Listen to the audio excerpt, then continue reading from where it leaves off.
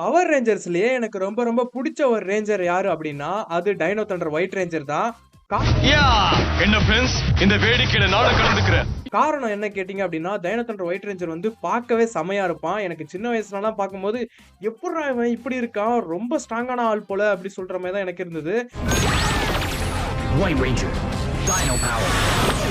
ஏன்னா எனக்கு white ranger பிடிக்கிறதுக்கான காரணம் என்ன கேட்டிங்க அப்படின்னா அவனோட காஸ்டியூம்ஸ் தான். அவனோட காஸ்டியூம்லாம் வந்து சூப்பர் டைனோ மோட்லலாம் பார்த்தோம் அப்படின்னா பயங்கர பவர்ஃபுல்லாக இருப்பான். ஆனால் அவனோட மாஸ்க் தான் வந்து எனக்கு ரொம்ப ரொம்ப பிடிக்கும். ஒரு மாதிரி யூனிக்காக இருக்கும், ரொம்ப டிஃப்ரெண்ட்டாக இருக்கும் மற்ற ரேஞ்சர்ஸை கம்பேர் பண்ணும்போது. டைனோ தண்டர் ஒயிட் ரேஞ்சரோட பவர் வந்து பார்த்தீங்க அப்படின்னா செம பவர்ஃபுல்லானது. ஸோ இதெல்லாம் தான் வந்து பார்த்தீங்க அப்படின்னா மெயின் ரீசன் எனக்கு ஒயிட் ரேஞ்சர் ரொம்ப ரொம்ப பிடிக்க. இந்த டைனோ தண்டர் சீரிஸில் மற்ற எல்லா ரேஞ்சரும் வந்து பார்த்தீங்க அப்படின்னா காட்டுக்குள்ளே போய் அந்த டைனோ ரத்ன கல்லை வந்து பார்த்தீங்க அப்படின்னா எடுப்பாங்க. பட் ஒயிட் ரேஞ்சர் வந்து பார்த்தீங்க அப்படின்னா இதுக்கு அப்படியே ஆப்போசிட். ஒயிட் ரேஞ்சர் வந்து பார்த்தீங்க அப்படின்னா மெசகாக்கோட பையன்.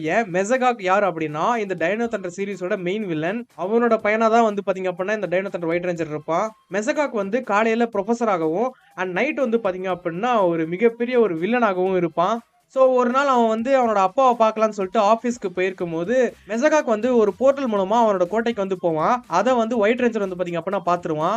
அண்ட் அவங்க அப்பாவை ஃபாலோ பண்ணி ஒயிட் ரேஞ்சரும் வந்து பாத்தீங்க அப்படின்னா மெசகாக்கோட இடத்துக்கு போயிருவான். அண்ட் அந்த இடத்துல தான் வந்து பாத்தீங்க அப்படின்னா டைனோ தண்டர் ஒயிட் ரேஞ்சர் மார்ஃபர் வந்து அவனுக்கு கிடைக்கும்.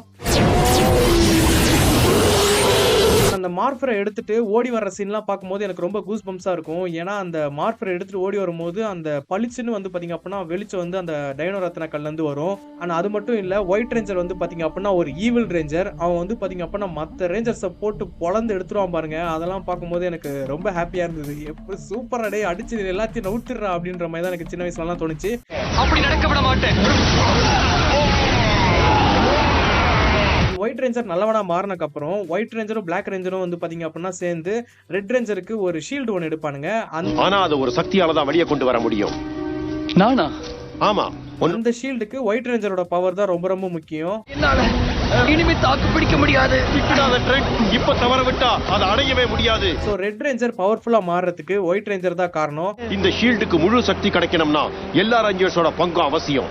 ட்ரெண்ட் அவன் பங்க செஞ்சிட்டான். ஒயிட் ரேஞ்சர் வந்து பாத்தீங்க அப்படின்னா நல்லா டிராயிங்லாம் பண்ணுவான். சோ அதே மாதிரி வந்து பாத்தீங்க அப்படின்னா ரேஞ்சர் ஃபார்ம்ல இருக்கும்போது டிராயிங்லாம் பண்ணி கூட வந்து பாத்தீங்க அப்படின்னா பவர் ரேஞ்சர்ஸே அடிச்சிருக்கான். ஒரு ஒயிட் ரேஞ்சரை இப்பதான் கட்டுப்படுத்திருக்கோம், அதுக்குள்ள இன்னொருத்த வந்துட்டான். ஃபைனல் எபிசோட்ல டைனோ ரத்ன கல்லை பயன்படுத்தி அந்த வில்லனை வந்து பாத்தீங்க அப்படின்னா ஓவர் சார்ஜ் பண்ணி வந்து பாத்தீங்க அப்படின்னா சாவடிச்சிருப்பாங்க. ஆனா அது மட்டும் இல்லாம ட்ரெண்டோட அப்பா, அதாவது டைனோ தண்டரோட அப்பாவையும் வந்து பாத்தீங்க அப்படின்னா காப்பாத்திடுவாங்க. உங்களுக்கு ஒயிட் ரேஞ்சர் பிடிக்குமா பிடிக்காதா? எனக்கு வந்து பாத்தீங்க அப்படின்னா இந்த பவர் ரேஞ்சர்ஸ்னு இல்ல, இந்த மொத்த பவர் ரேஞ்சர்ஸ்லயே பிடிச்ச ஒரு ரேஞ்சர் அப்படின்னா அது டைனோ தண்டர் ஒயிட் ரேஞ்சர் தான். சோ என்ன மாதிரி எத்தனை பேர் இருக்கீங்க? மறக்காம கமெண்ட்ஸ்ல கமெண்ட் பண்ணுங்க. Okay, power Don.